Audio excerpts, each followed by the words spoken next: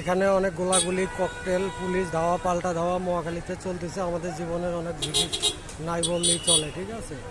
যে কোনো মুহূর্তে এই যে গাড়িগুলো আমরা ফাঁদ সিরিয়ালে আছি, জ্বালায় দিতে পারে, ঠিক আছে। আমাদের জীবনে কোনো নিরাপত্তা নাই। এই দেখুন মহাখালী ফ্লাইওভারের নিচে ছাত্র পুলিশ সংঘর্ষ দেখুন আপনারা।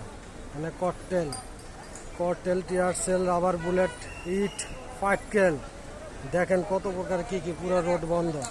এখান থেকে ব্লক শুরু। আমি প্রথম পয়েন্টে আছি, আমার সাথে থাকুন এবং দেখতে থাকুন।